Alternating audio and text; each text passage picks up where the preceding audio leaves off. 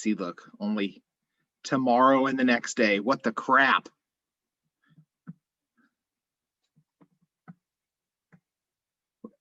What's going on?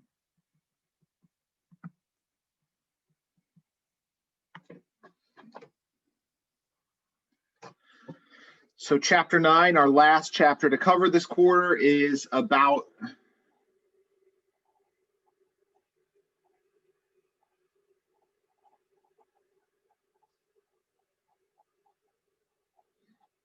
chemical reactions that occur in aqueous solution. All right. So chapter 8 was all about chemical reactions. We learned about a couple of types of reactions, combination and decomposition reactions. We're going to learn about several more types of reactions that principally occur in solution in water. And we're also going to learn some things just about solutions in general. So how to treat them mathematically, thinking about the concept of concentration.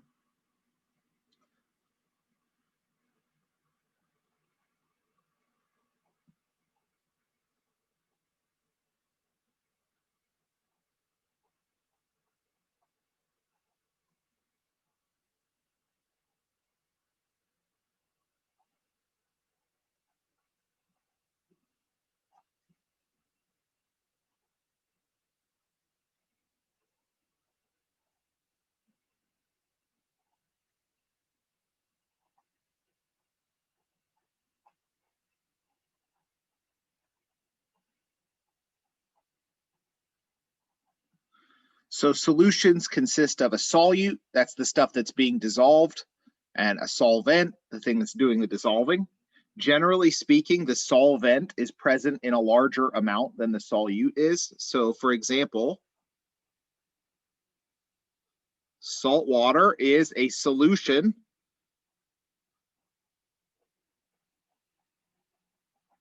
where sodium chloride is the solute and water is the solvent. So that's a case where sodium chloride at room temperature is a solid and water is a liquid at room temperature. But in all honesty, solutions can be made of solid, liquid, or gas, and that can be for either the solute or for the solvent. So another aqueous solution that I'm sure none of you have ever tried if you're not 21 yet is vodka. So vodka is about 40% ethanol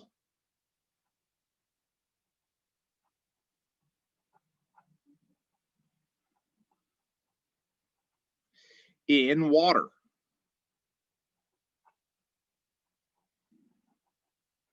Now, it turns out that ethanol and water are both liquids at room temperature. So we can have a liquid-liquid solution where the liquid is the solute and the liquid is the solvent, just as easily as we had a solid solution. So in other words, a solution where the liquid is the solvent and a solid is the solute.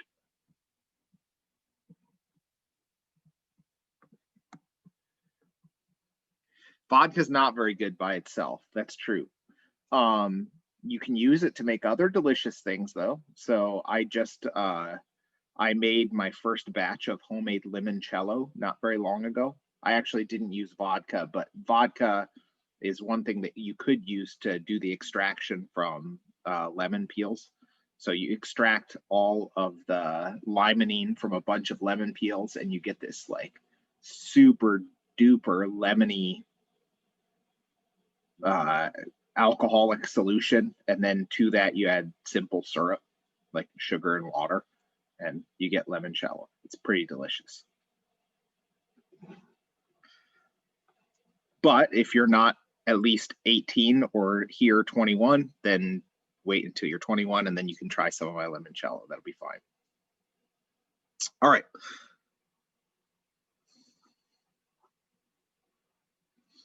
How many of us think about air as a solution? It is, all right. If we think about what the solvent is, the principal component of air, the part of air that's present in the largest amount, would be nitrogen gas, right around 70% of air-ish.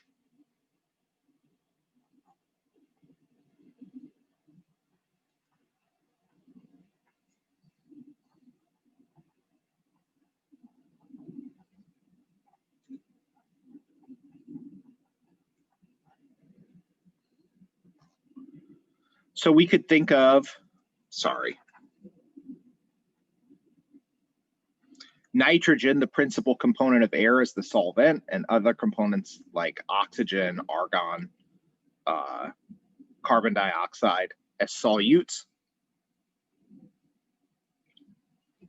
So really, a solution can be anything dissolved in anything else, all right?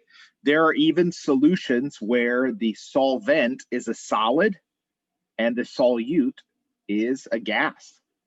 So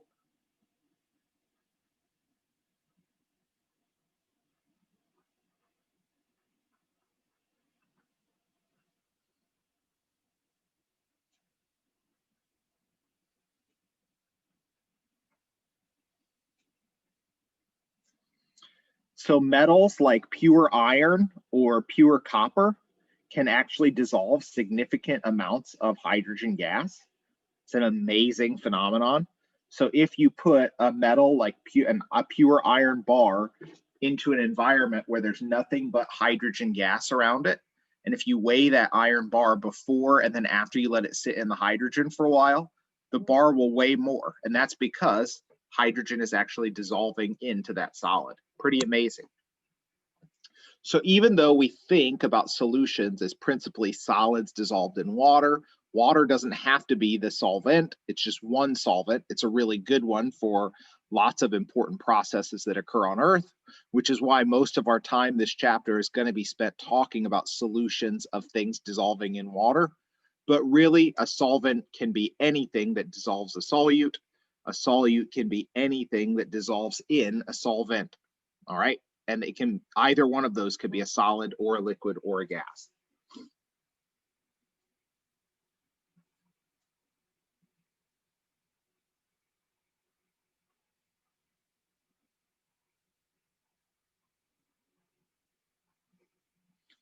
So we're going to, like I said, spend most of our time talking about solutions that form in water. We call those aqueous solutions.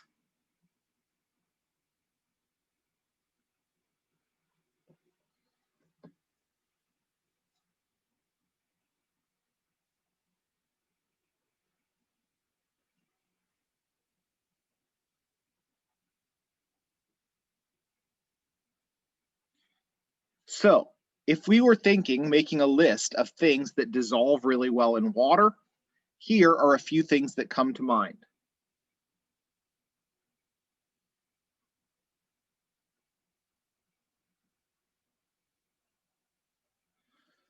A huge number of ionic compounds dissolve in water. Now, remember when we talked about intermolecular forces, we talked about water having what type of intermolecular forces? The strongest kind. You guys remember what they're called? Hydrogen bond. Hydrogen bonding. Very good. Okay, so since water is very, very polar and has hydrogen bonding, the strongest kind of intermolecular forces, that means that other kinds of polar compounds tend to dissolve well in water. You can't get more polar than ionic. So polar just means like there's a separation of charge, a negative end and a positive end. Ionic compounds are the ultimate in that because they legit have a negative ion or more and a positive ion or more. All right, so many ionic compounds do a really good job at dissolving in water.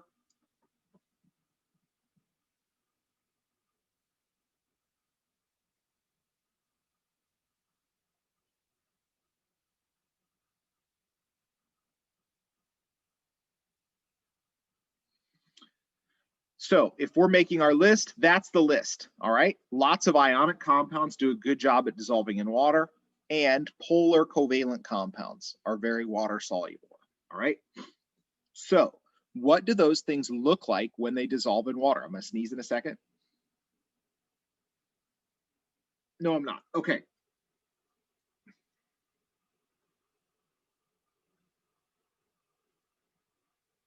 An ionic compound like sodium chloride, when it dissolves in water, so that's what that chemical reaction would look like. Sodium chloride solid turning into sodium chloride aqueous. That is the way that we chemically denote the fact that we are dissolving the solid in water.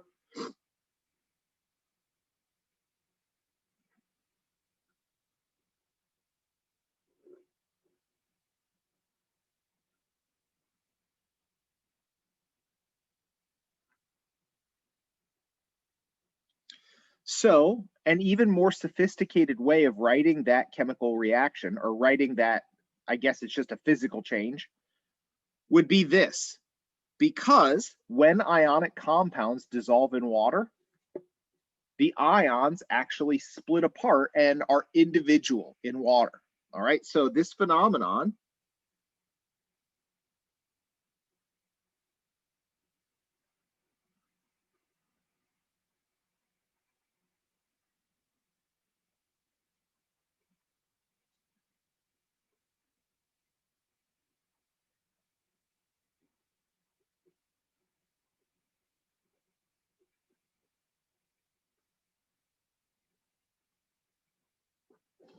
the ionic compounds split apart into their individual ions when they dissolve in water.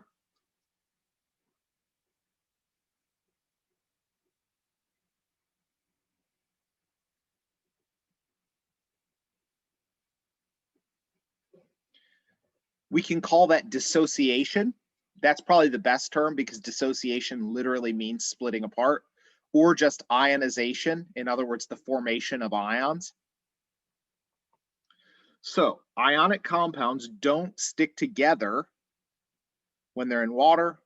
They act as individual ions. Now, you might think to yourself, why is it that ionic compounds dissociate in water? What makes those ions want to split apart? So, if we had an NaCl aqueous, what would that actually look like dissolved in water? So if we had that sodium with a +1 charge, the reason why it's so comfortable dissolved in water is because water can interact to stabilize it. And here's the way that works. The exact number of waters isn't really important. I'm just trying to show you sort of a picture of what this looks like. Remember that water is very, very polar. The hydrogen side of water is slightly negative, or sorry, slightly positive. The oxygen side of water is slightly negative because oxygen's more electronegative than hydrogen. Now, because of that, the slightly negative oxygen side of water can form an attraction to a positive ion like sodium. Now, if we surround sodium with lots of those oxygens from waters, what we get is this shell of waters that surround that positive ion.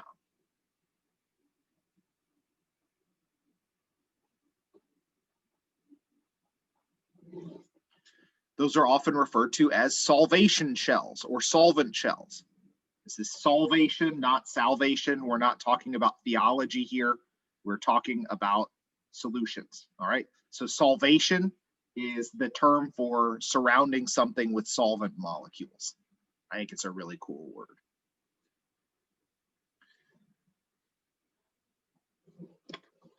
So let's assume that the chloride ion, the negative ion, also is surrounded, is solvated by waters. What would the solvation shell for chloride look like if you had to draw that out? See if you can figure it out.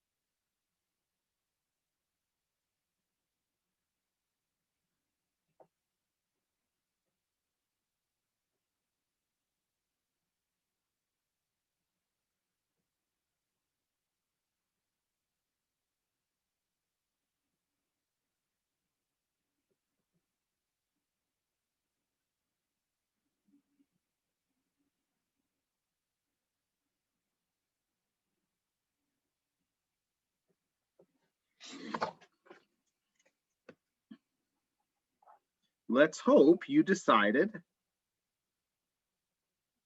that those delta positive hydrogens might be the thing that formed an attraction to that negative chloride ion. If that's what you decided, you were right.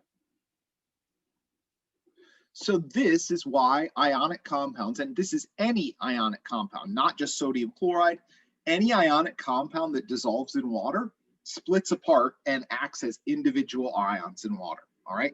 That's what we call dissociation of ionic compounds. So, for example,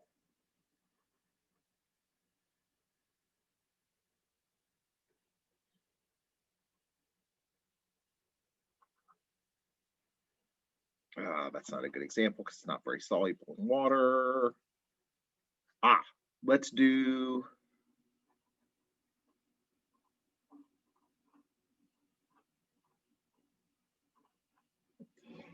aluminum sulfate, fairly soluble in water.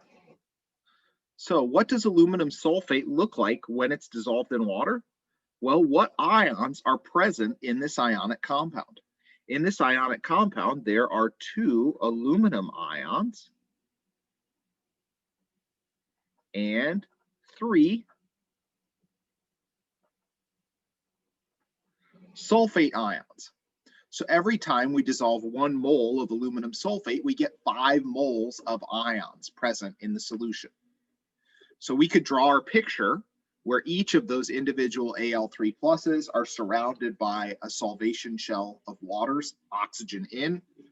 We could surround solvation shell around sulfate with that solvation shell with the hydrogens pointing in, right? The delta positive hydrogens of water interacting with negative oxygens from the outside of sulfate. So does that make sense? Now,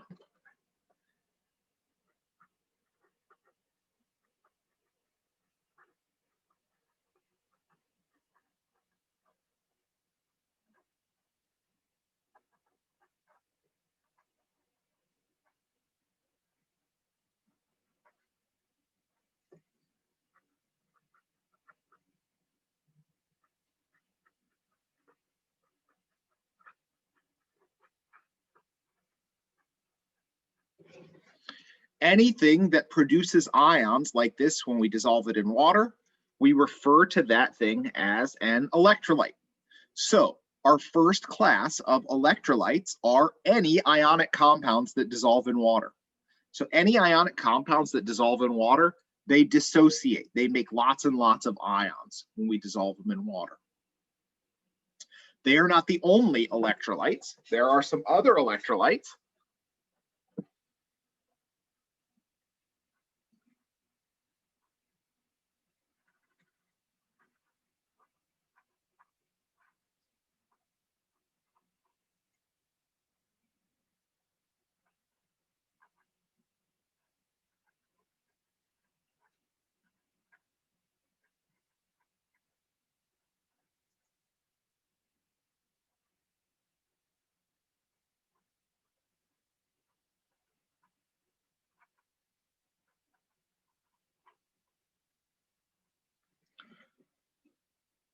So acids, which generally speaking are covalent compounds, they also ionize in water by reacting with water to produce H3O+. So for example, if we dissolve HCl in water,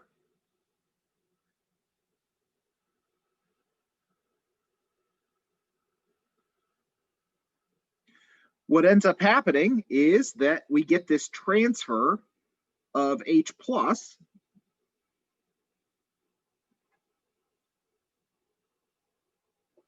away from HCl and to water. So HCl is giving an H plus to water to turn it into H3O plus. And what's left over after HCl gives an H plus away is Cl minus. So when we dissolve HCl into water, we end up with pretty much all H3O plus and Cl minus. Those are ions. So HCl is also a very good electrolyte because it produces ions through the reaction of HCl with water. Now, we call HCl a strong acid.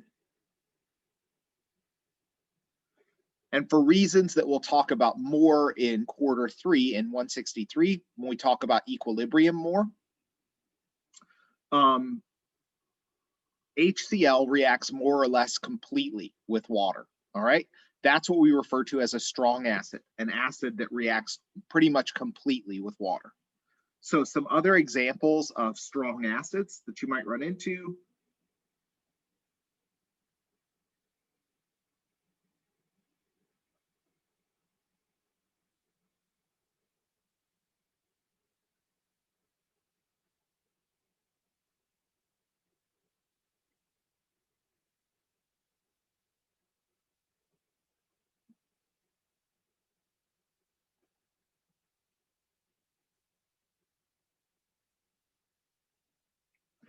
And I put a star next to sulfuric acid, H2SO4. It is a strong acid, but it's kind of a weirdo. So we'll talk more about what makes H2SO4 kind of weird. So it does react completely with water, but notice that there are two H's in H2SO4. Only one of those actually is given away completely to water to make H3O plus. So only one of those two protons reacts as a strong acid proton. The other one is not. So all of these in our list, so hydrochloric, hydrobromic, hydroiodic, does anybody remember what this acid is called? HClO4. So it's the acid that comes from the perchlorate ion.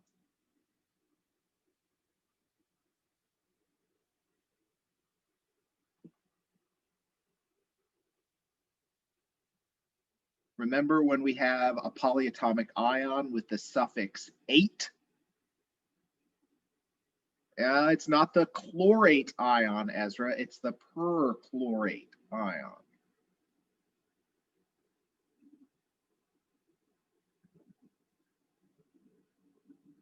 So if it's perchloric acid? perchloric acid, exactly. Yep. So if it's perchlorate, then the acid that comes from perchlorate is perchloric acid. Remember, the -ate suffix turns into an -ic acid, and then that's what our acid is called. So HNO3 is the acid that comes from nitrate. So this is nitric acid. So these are all examples of strong acids, acids that react completely with water to make H3O plus and some negative ion. We can even write in each of those products, all right? So I'm going to do a couple of them, and I want you to try and fill in the rest.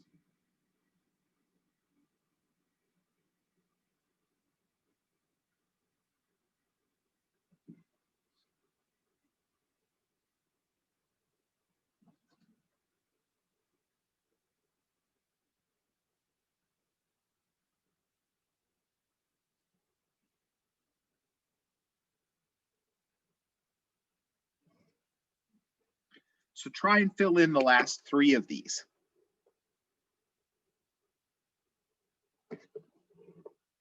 Give me just a second. My cat is trying to pound the door down to my office. What are you doing?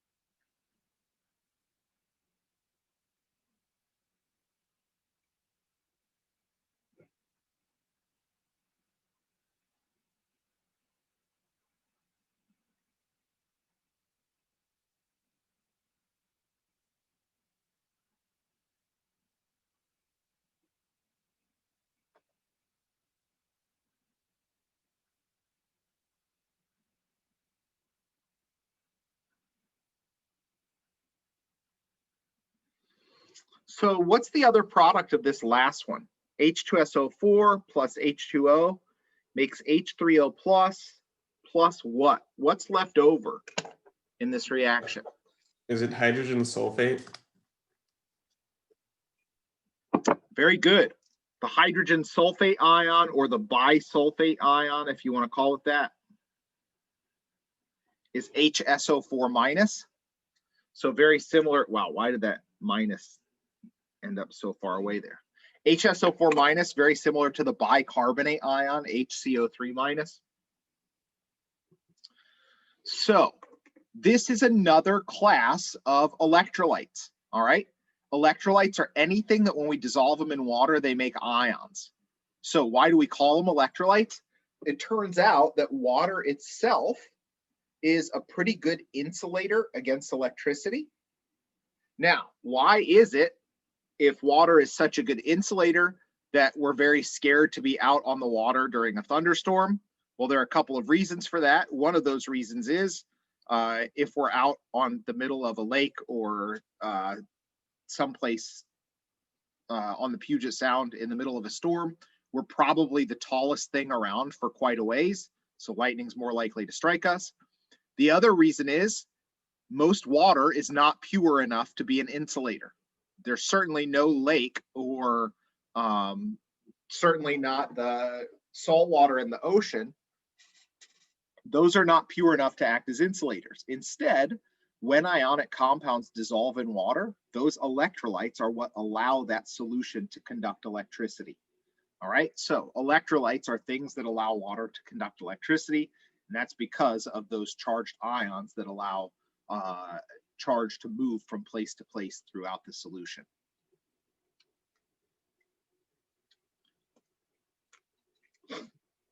So not all acids are strong acids. All right, now strong acids are acids that react completely to make ions when we put them into water. Not all acids do that. Here are just a couple of examples of weak acids, but really any of the acids that I didn't list here, it's a pretty good bet that they're probably weak acids. All right, I think your book has a slightly longer list of strong acids on page 352. All right, that list is not something that you need to memorize all of. If you just know HCl, HBr, HI, HNO3, and H2SO4, it's probably close enough. And also, at least as long as we're online, you can always check anyway. You can check your book to see. All right. If and I'm likely to probably just tell you on an exam if it's not one of the easy strong acids. I'll tell you if it's a strong acid that you shouldn't know about, and I'll tell you probably if it's a weak acid too. All right. So what is a weak acid? Weak acids do react with water.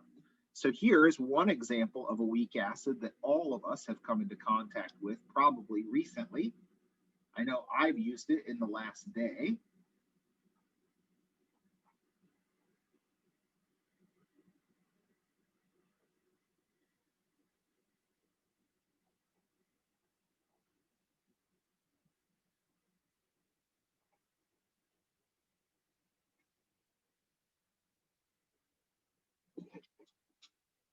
So HC2H3O2, the acid that comes from the acetate ion. So that is acetic acid.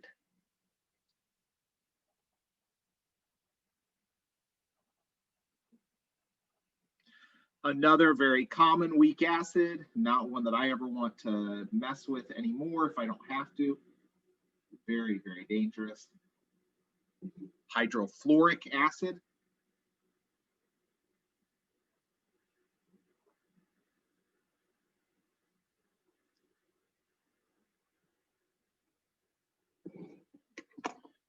So notice that the reaction arrow for these reactions looks a little different. That arrow is called an equilibrium arrow.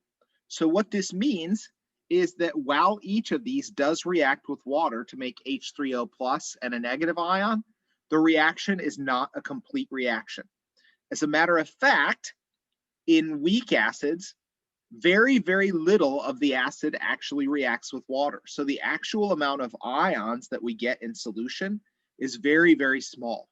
most of the time, weak acids have something like 99.9% or better reactants and only 1 or 0.1 or less percent products. So even though they do react with water a little bit, they make very, very few ions in solution compared to a strong acid. All right.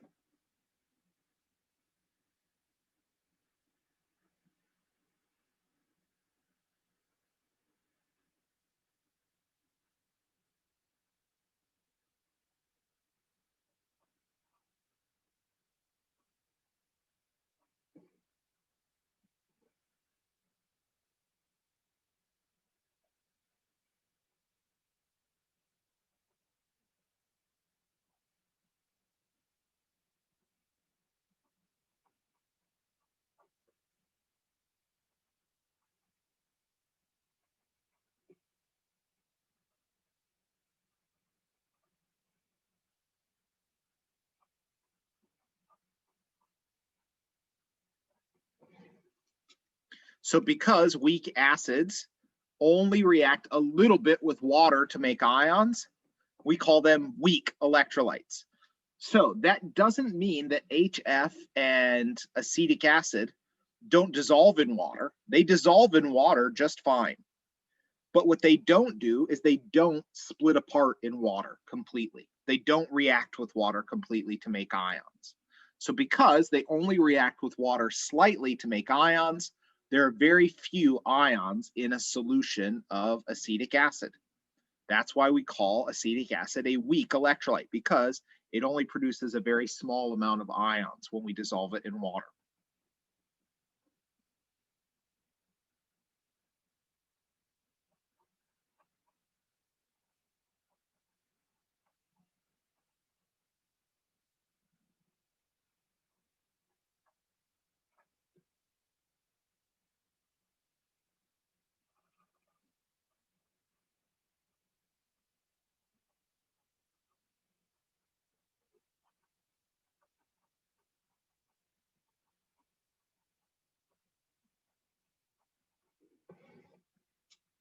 So ionic compounds that are not very soluble in water can also be weak electrolytes. So if we try and dissolve an ionic compound and it doesn't look like it's dissolving very well in water, that probably means that not very much of it dissolves. That doesn't mean that none of it dissolves, all right? So if we have an ionic compound that's not very water soluble, which means only a very small amount of it dissolves, that means we only have a small amount of ions in the solution. So an insoluble or a not very soluble ionic compound is also an example of a weak electrolyte. So anything that we try to dissolve in water that makes very few ions when we put it into water, that's what we call a weak electrolyte.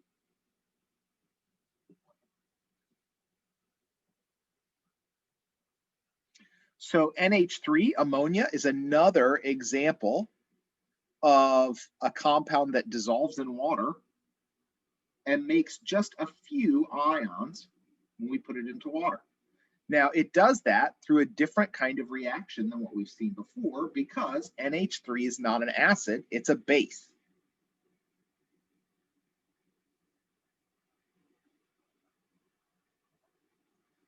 So we call it a weak base because it doesn't react completely with water. The difference here is that bases, instead of giving a proton away to water, they steal a proton from water instead.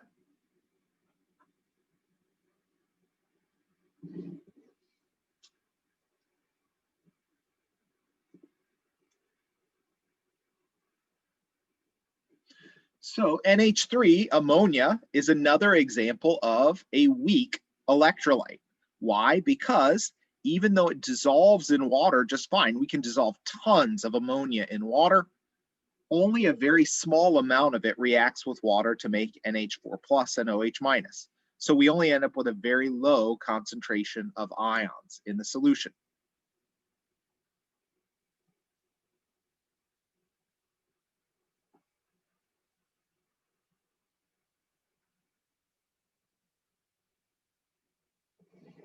Now, there are also lots of covalent compounds that dissolve in water, but don't break apart or react with water to make ions at all. So, for example, glucose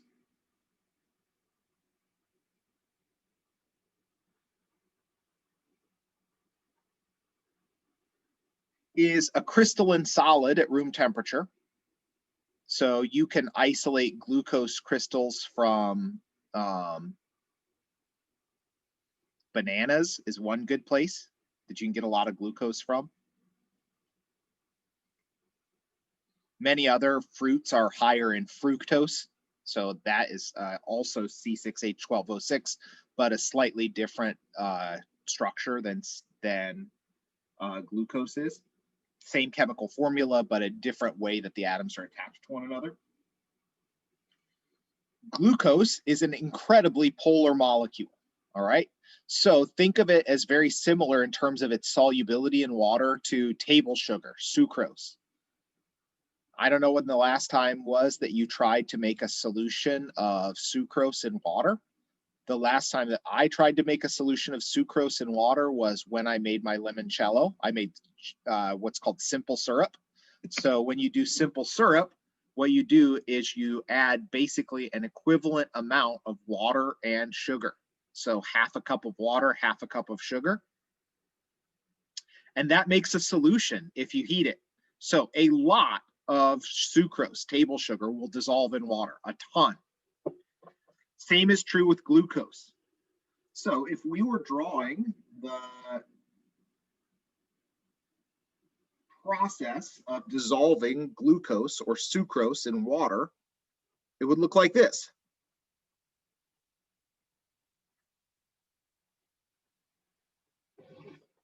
Now, what we can't show is any way of reacting C6H12O6 with water because it doesn't react. Just because something dissolves in water doesn't mean it reacts with water or splits apart in water to make ions.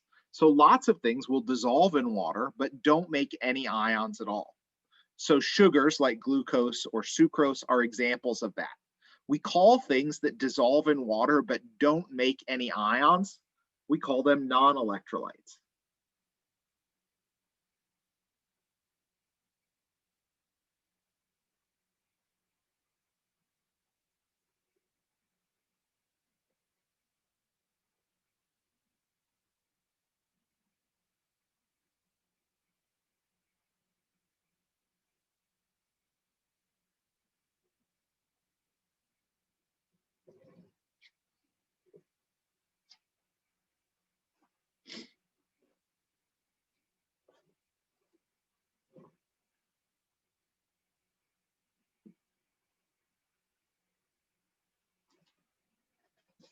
Any questions so far?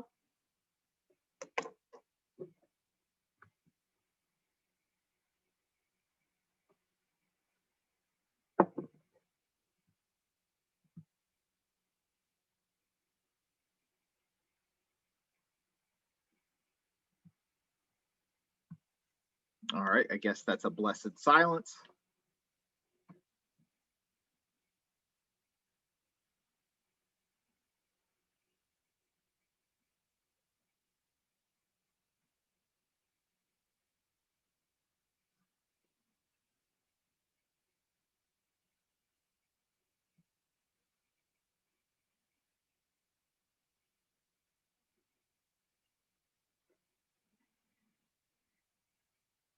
So now we're going to think a little bit more about some types of reactions that can happen between ionic compounds and water. All right. The first kind of reaction that we're going to talk about is something called a double replacement reaction.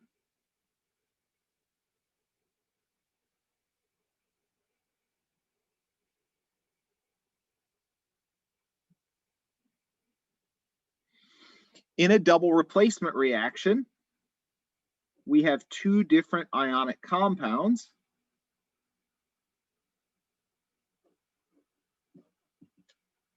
So think of A as the positive ion and B as the negative ion in this ionic compound, C as a positive ion and D as a negative ion.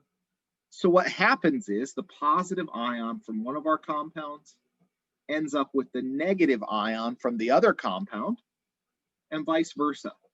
The positive ion from the second compound ends up with the negative ion from the first. So it's like a flip-flop.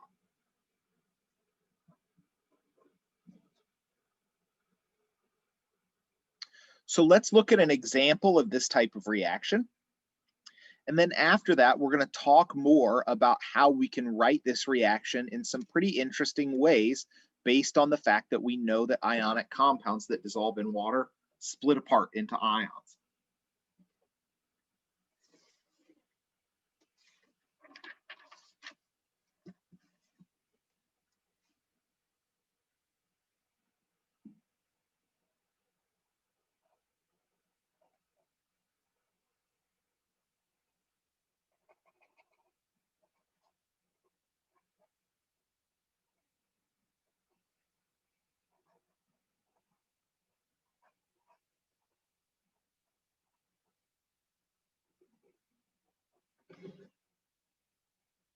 So if sodium chloride and silver nitrate are our reactants in this double replacement reaction, what will the products look like in this double replacement reaction?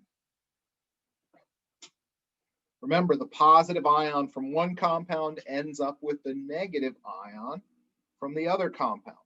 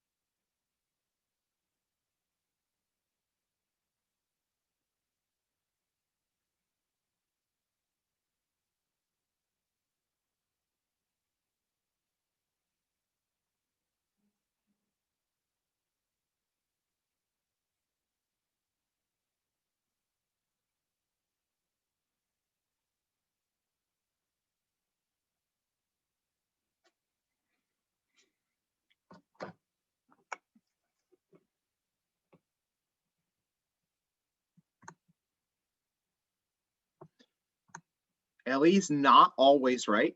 She is right in this case.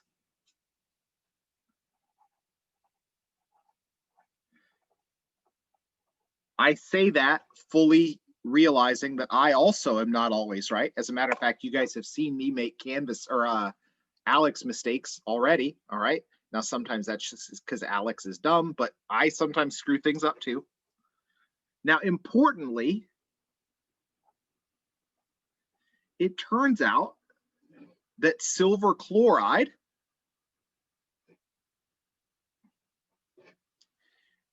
ends up as a solid in the products of this reaction. The reason why is for reasons that we'll talk about a little bit, but I'm not going to make you memorize everything about this. Remember that not all ionic compounds dissolve in water. It turns out that silver chloride is one of the ionic compounds that doesn't dissolve very well in water. It is insoluble. So we call this type of reaction where we mix two aqueous solutions together and something comes out as a solid.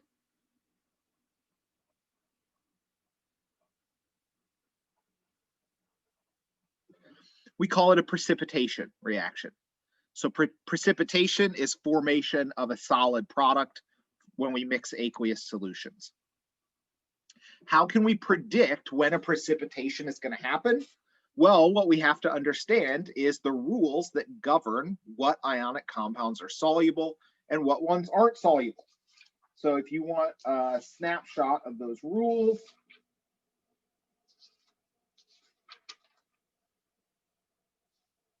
page 358 of the text.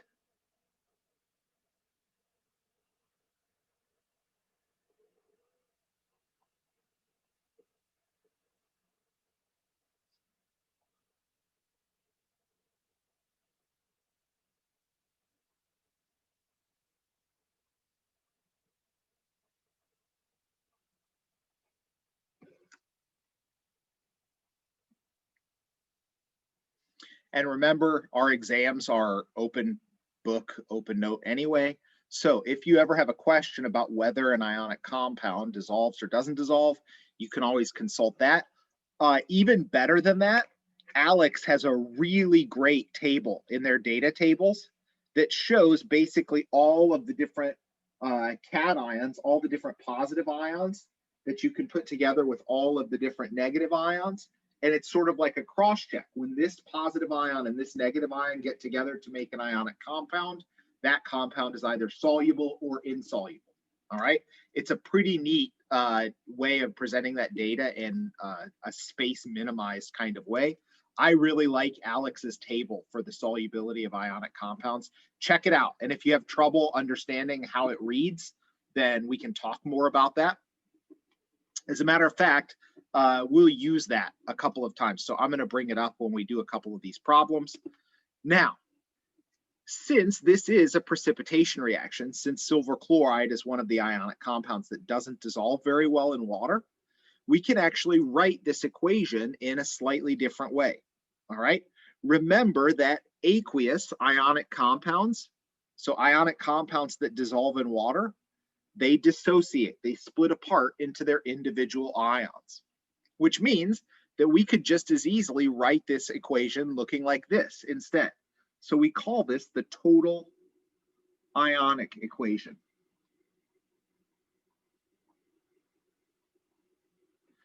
Even though these aren't molecular compounds, this is often referred to as the molecular equation. So the molecular equation is where we don't split anything apart at all. All right. The total ionic equation is the form of this equation where any aqueous ionic compound is written as its individual ions instead. So instead of aqueous sodium chloride, we write Na plus aqueous and Cl minus aqueous. Instead of silver nitrate, AgNO3 aqueous, we write Ag plus aqueous and NO3 minus aqueous.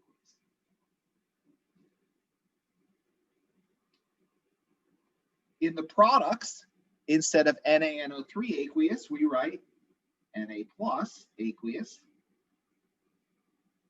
and NO3 minus aqueous.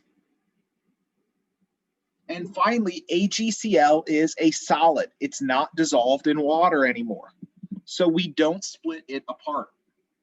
AgCl stays as AgCl solid. It's not dissolved in water, so it isn't dissociated. That is the exact same equation that we wrote here. It's just a different form of the equation where we're showing the individual ions. All right. Now we can, excuse me. Apparently my lungs were thirsty this morning.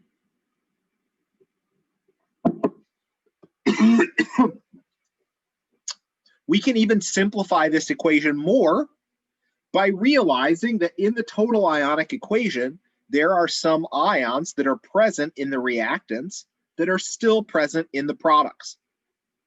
You can see that the sodium ion was there at the beginning and it's still there at the end. What does that tell us?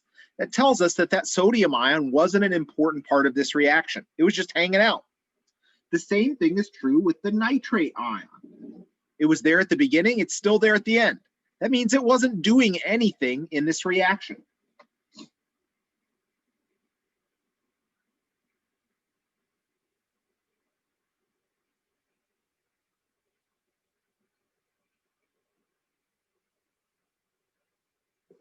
So we call those ions that are there in the reaction, but they're not a part of the reaction, they're not doing anything. We call those spectator ions, like they're literally watching from the sidelines, okay? We know they're spectators because they were there at the beginning, they're still there at the end. They weren't an important part of the reaction. They weren't changed at all. Now, Ag plus and Cl minus are there at the beginning, but they're not there at the end. Instead, they're combined into solid AgCl. So something did happen to those ions. They're not spectators. Now, what we can do is we can rewrite this equation in an even simpler way by taking out the spectator ions, taking out the unimportant parts.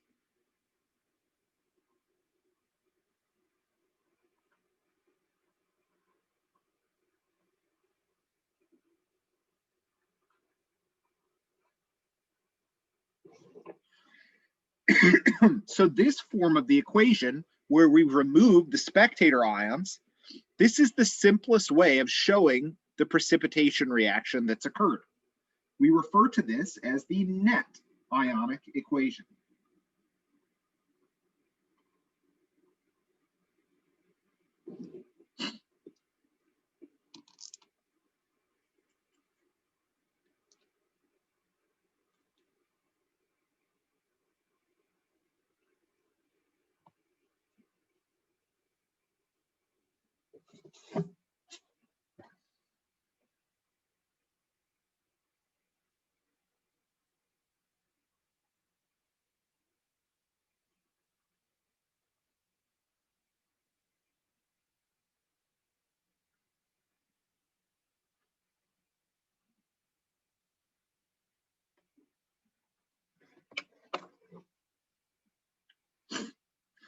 So what I would like you guys to do is write the products of this reaction. And then I want you to look up those products on page 358 or in the table in Alex and tell me whether each one of them is soluble in water. All right. So is it going to be aqueous or is it going to be a solid? Is it going to make a precipitate?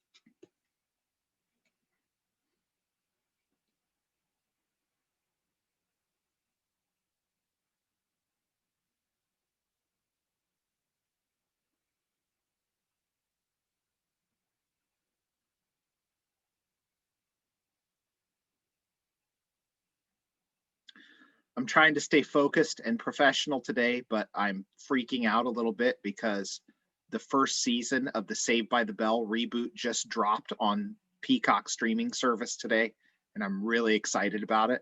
Saved by the Bell was like my favorite show when I was in 9th grade. I watched all of them, even the college years. I didn't watch the new class. So once Zach and Slater and Kelly and Jesse went away, then I lost interest. But the original series and college years, oh man, I was the biggest fan ever, and they're all coming back now. So tonight is subscribe to the Peacock Network and then binge watch all of the first season of the Saved by the Bell reboot. I cannot wait.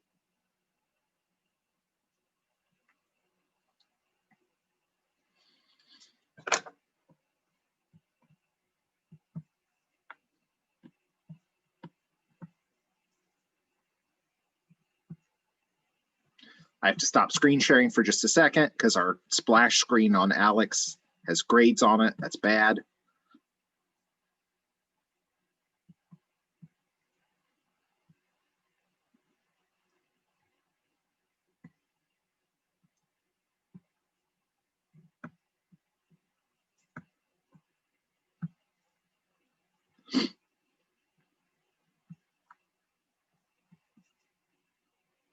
So if you get one of these knowledge checks, it's literally just a review to make sure you haven't forgotten the important stuff that you've covered so far in the quarter.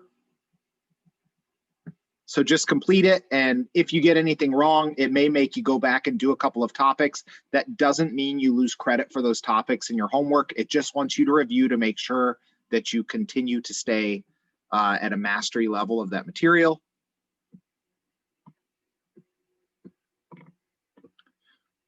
All right, so what I'm going to do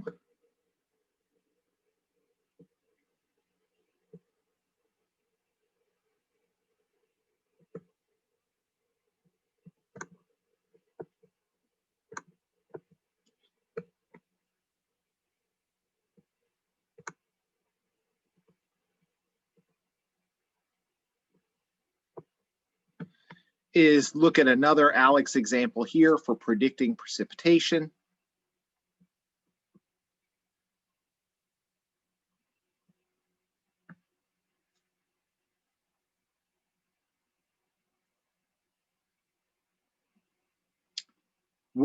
Hannah, what's MML? Is that another chemistry homework suite? I've never heard of it. And Ezra, I hate Alex also. You're not the only one that hates Alex. All right. It is the least bad out of a bunch of bad options for online homework delivery. It's the best we've got. So on the bright side, I'm not going to tell you not to hate Alex. I hate it too. At least it has an embedded explanation or tutorial for each topic. It's better than nothing, right? So if I just assign back of the chapter problems, you either know how to do it or you don't know how to do it, and that's like where it ends. At least if you're stuck, it gives you some guidance for how to get unstuck. So it's something, right? Also, people haven't been using my office hours that often to ask about Alex questions. You're always welcome to stop into my office hours and go through some topics with me. Ezra, I know you've done that a couple of times, which is great, but some people aren't taking advantage of that. Like if you get stuck and frustrated, I get it. Alex sucks sometimes. So make sure that you ask about it. You can ask about it during class. At the beginning of class, I'm happy to spend a little time looking through a topic with you to help you get unstuck. Okay, so if we're predicting precipitation, I think that's the calculator. Is that it?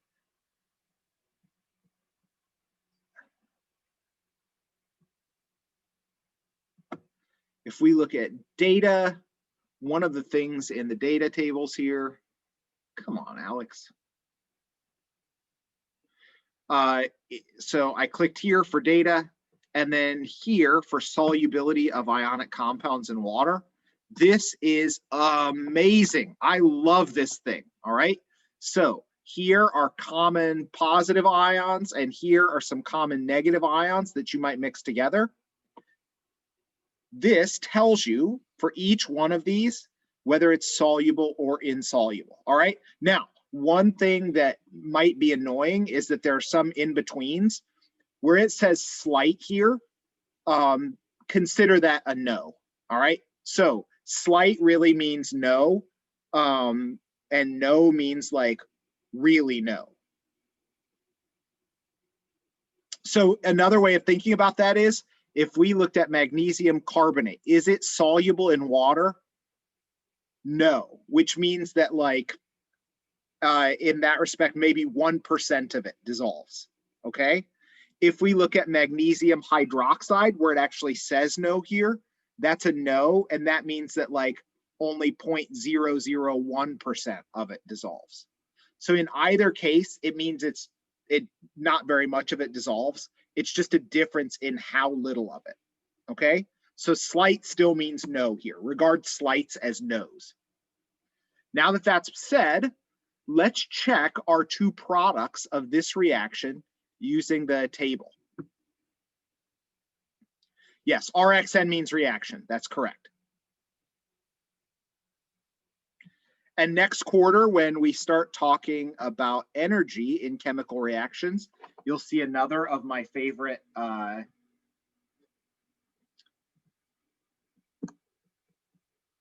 abbreviations.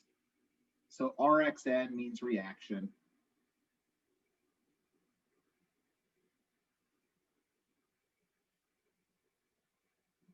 Capital NRG means energy. All right, so I'm going to try and keep everything on the screen as much as I can here, but I'm not going to be able to do it completely. So make sure that you have the products written down before we look at our table here. So barium and sulfate. If we put those two together, what is the correct formula for the product? Remember that barium's a group 2 metal, which means that inside that BaCl2 is a barium 2+. Sulfate has a -2 charge, so the correct formula for that product should have 1 barium and 1 sulfate in it. When we mix together potassium with +1 charges and chloride with -1 charges, the correct formula for that product is KCl. Now, this is not a balanced chemical equation yet. We can add coefficients to balance it. So in the end, we have 2 potassiums on the left and only 1 on the right. So we can add a coefficient of 2 there. That also balances out our number of chlorides. So that is the correct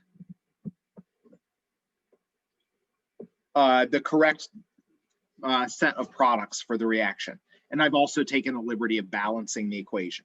So always write your products first with their correct formulas, and then after that, if you need to, add coefficients to balance the equation. We can't change the formulas because we know that barium and sulfate react in a 1-to-1 ratio, +2 and -2. We can't change the formula for potassium chloride because potassium's a +1, chloride's a -1. There have to be a 1-to-1 ratio of those in that product. Now, is potassium chloride soluble in water or is it insoluble in water? How can we figure that out? All right. Is barium sulfate soluble in water or is it insoluble in water? How can we figure that out? So 2 ways. If you want to use the table from the book or the set of rules from the book, here's what that looks like.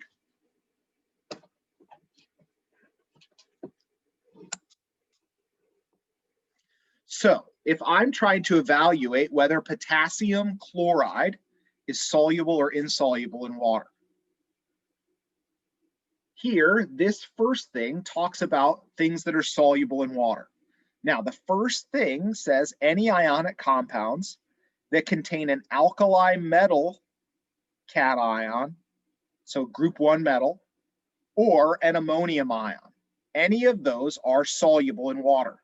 And if you look over here, here's where they list any exceptions to that. So over here, it says there are no exceptions to that rule. So anything with a group 1 metal cation in it is soluble in water, which means potassium chloride, which contains potassium ions, that's going to be aqueous. It'll dissolve in water. Notice it also, this table says that sulfates are soluble in water. So any ionic compound that's a sulfate is soluble in water. But let's look to see if there are any exceptions to that rule. So it says that sulfates that contain silver or the dimercury cation or lead 2+, or calcium 2+, or strontium 2+, or barium 2+. That is an exception to the solubility of sulfates. So barium sulfate is not soluble in water. All right, that's how I would read through this table to be able to tell if something is soluble or insoluble in water. So I would look for, is there any rule about barium ion compounds? No. Is there any rule about sulfates? It turns out there is. Most sulfates are actually soluble in water. Barium sulfate is an exception. It's not soluble. So if you can't find a rule any place in these tables that talk about whether it's soluble or not soluble, that means it's not soluble. All right. If it doesn't show up any place in any of the tables, that probably means it's not soluble. Either that or it's a kind of ion that doesn't show up very often. So for example, I think that bromates tend to be soluble just like chlorates are. Perbromates and perchlorates also tend to be soluble. They're just not compounds that we see very often. Now, this is a classic example of if you don't know, you can always look it up. If the solubility of the compound isn't something that we can figure out easily from these tables and it's weird, if it's on an exam, rest assured, I will tell you whether it's soluble or insoluble so you don't make that mistake. Okay? So if it's a weirdo, I'll let you know. In real life, if I was a chemist and I wanted to figure out if an ionic compound that was a weirdo was soluble or insoluble, there are guidebooks that I can look that information up in. All right. The Handbook of Chemistry and Physics has like a 5-page guide to the solubility of ionic compounds, where it's like every ionic compound that's ever been created, does it dissolve in water or not, is the thing that they list in that little table. All right. Since you guys don't all have handbooks of chemistry and physics, if something is weird, I'll tell you. Now, another way that we could assess the solubility of these compounds, and I like Alex's table here because it's a lot faster than this list of rules that we have to look through. It's just literally a table where we can cross-check the positive and negative ions with one another. So let's look at that for a second. Here is Alex's table. Now let's check the two products of this reaction.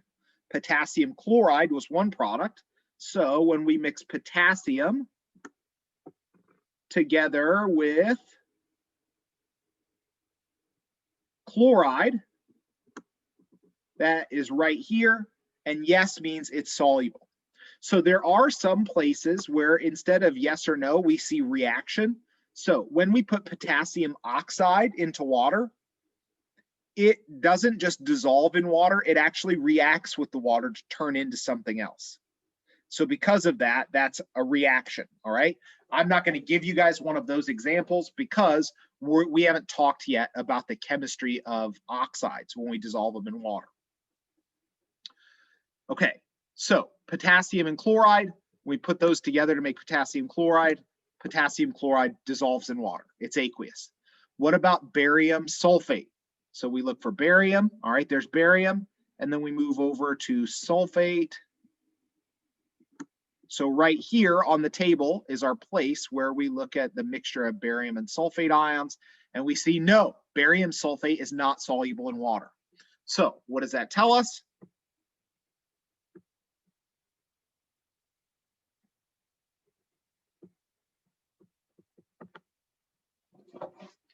That tells us that we should complete this reaction by writing our barium sulfate as a solid and by writing our potassium chloride as an aqueous solution. Now that you guys have the correct state of matter for each of the products, what I would like you to try to do is to write the total ionic form of this equation and also the net ionic form of this equation.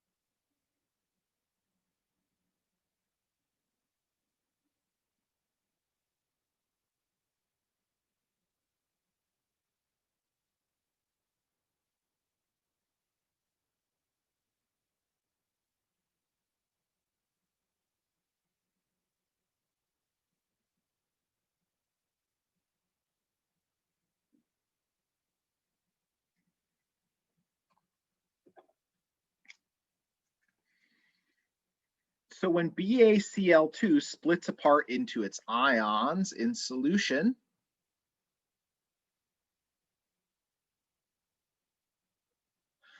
the exam corrections box isn't up yet. I'll take a look. All right.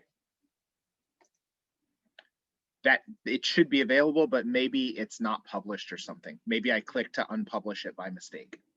So I'll open it if it's not open yet, and I'll give you guys plenty of time to submit those. I want you to do a good job and not be rushed. So when barium chloride splits apart into its ions, we end up with a barium 2+ ion that's aqueous. We also end up with 2 chloride ions that are aqueous. When potassium sulfate splits into its ions, we have 2 potassium plus ions that are aqueous and a sulfate ion that is aqueous. I can never write small enough to put all of the total ionic equation in just one line. So on the product side, our barium sulfate is a solid. Remember that since it's no longer dissolved, we do not dissociate it. It stays as barium sulfate.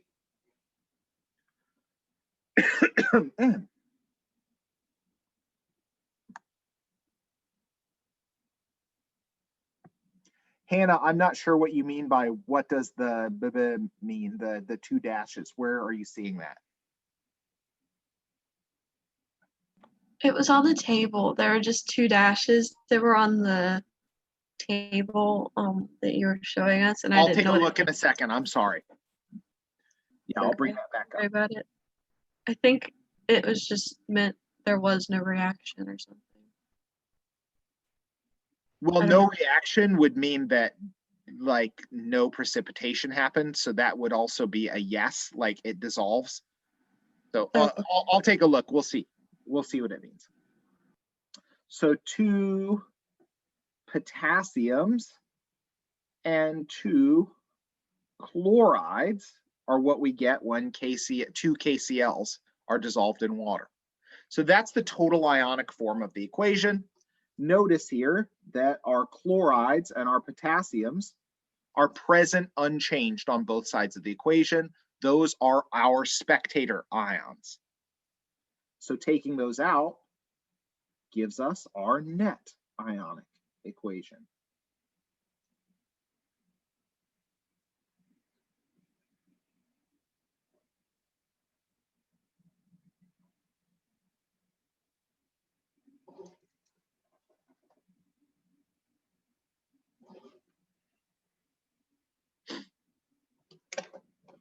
All right, let's look at the table. Now I'm confused because I don't know what dashes could mean either.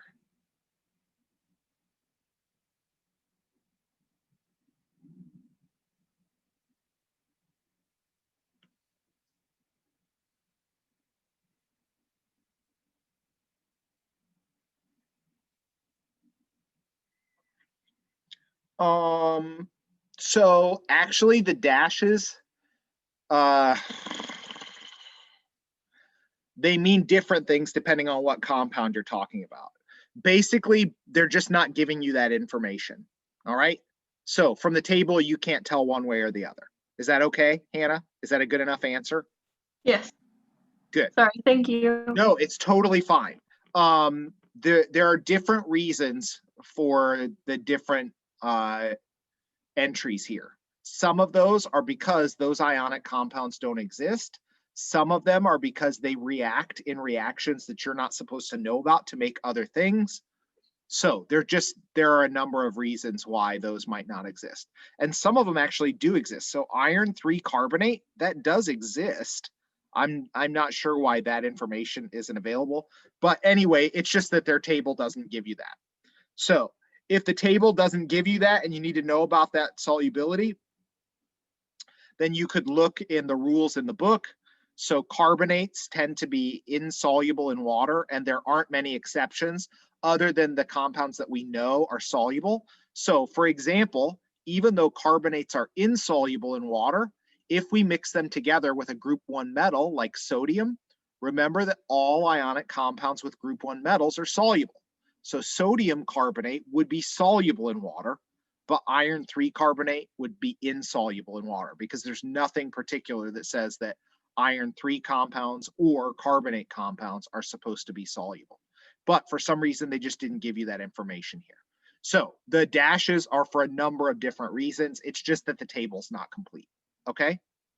They even say down here, no data. For some of these, there actually is data, but I guess they just didn't want to look in enough places to find it or something.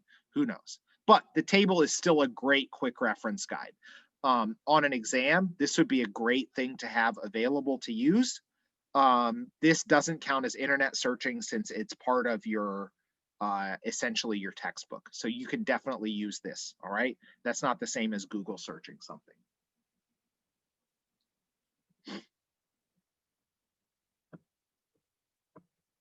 All right, let's do one more of these together and then we'll be done for the day.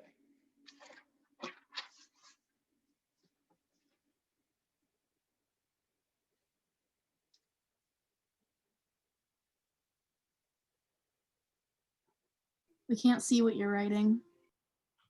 That's not fair.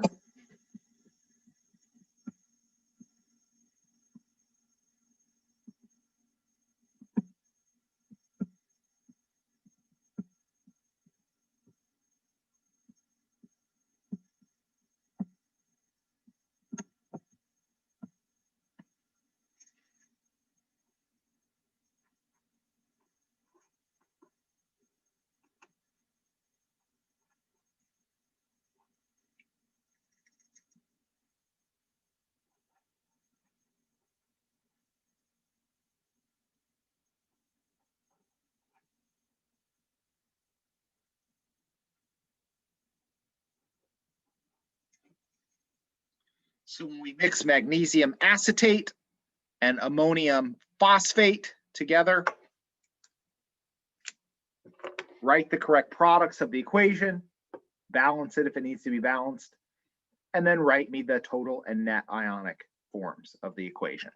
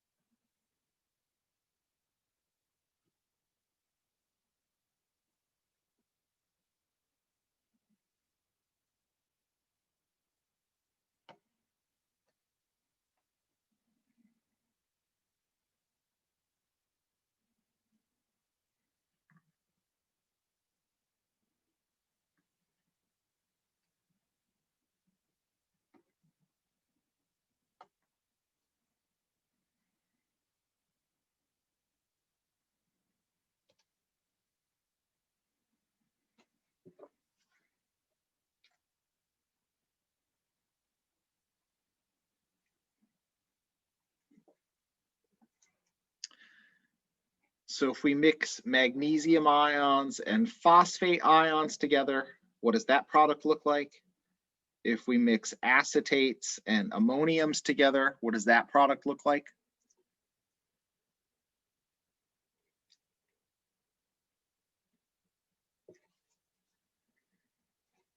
I'm going to write a little smaller so I can put everything in one line.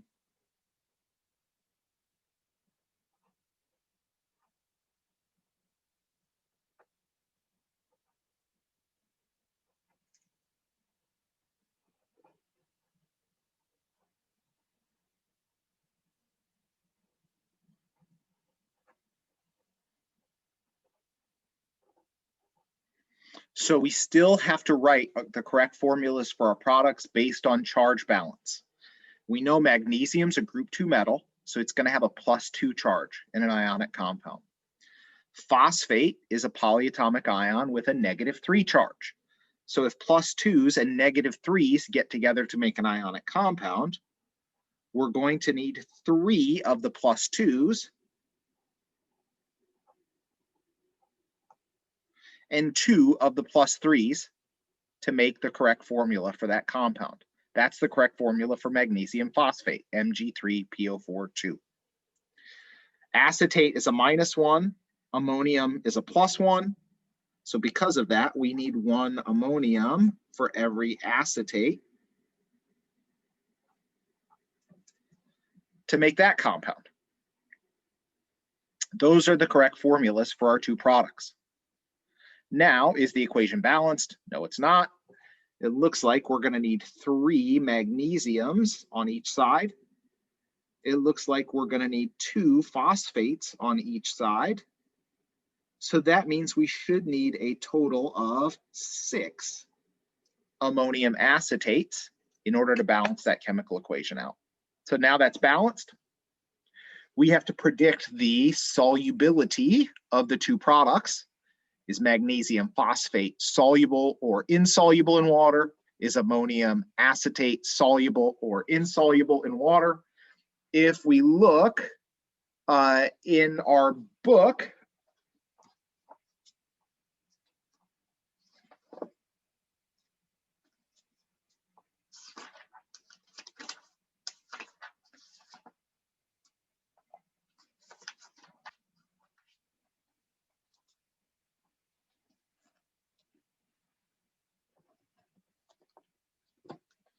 one of the really cool things about the table is that it also can give us sort of a clue about whether how soluble things might be.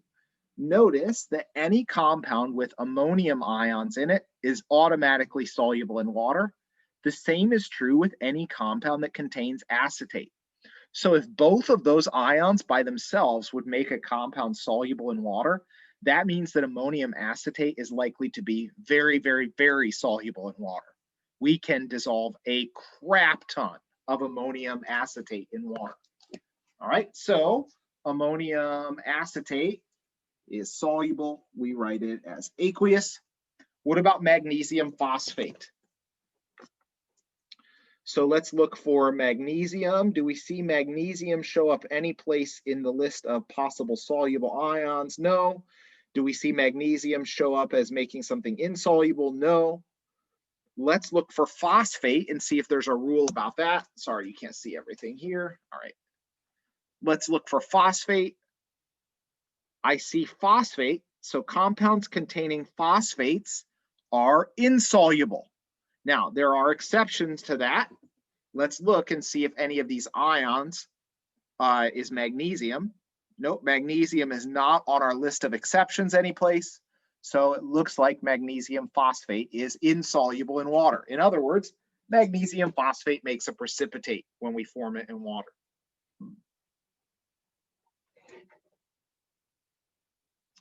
From here, we just have to write out the total and net ionic forms of the equation.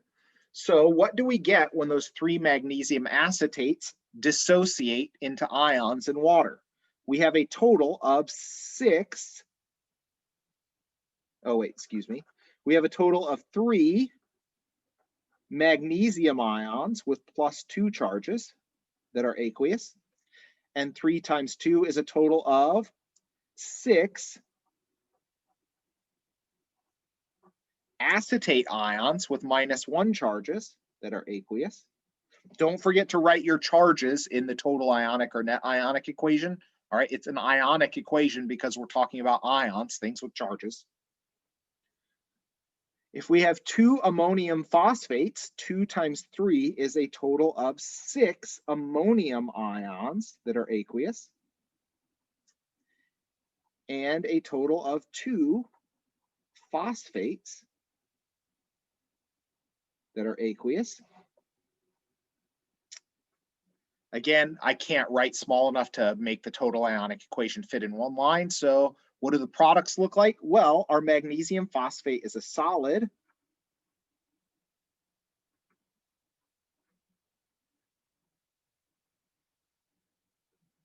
So it does not split apart into ions, doesn't dissociate. Our 6 ammonium acetates are still soluble in water. So we have 6 ammoniums that are still dissolved in water and 6 acetates that are still dissolved in water. So that's our total ionic equation. The net ionic equation is what we get when we remove the spectator ions.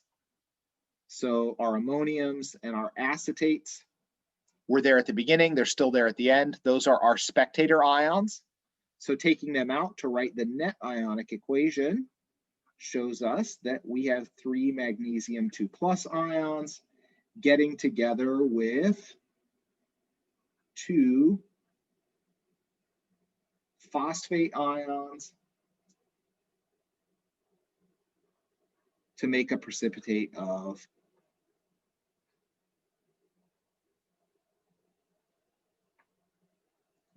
magnesium phosphate.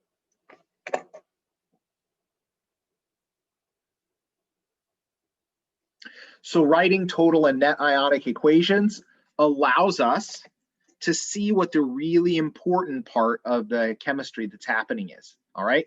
It shows us what precipitation reaction specifically is occurring without showing all of the spectator ions that are just fluff. They're not important. Any questions about that? That's as far as I wanted to get today, which is good because we're at 1 hour and 45 minutes. Holy crap.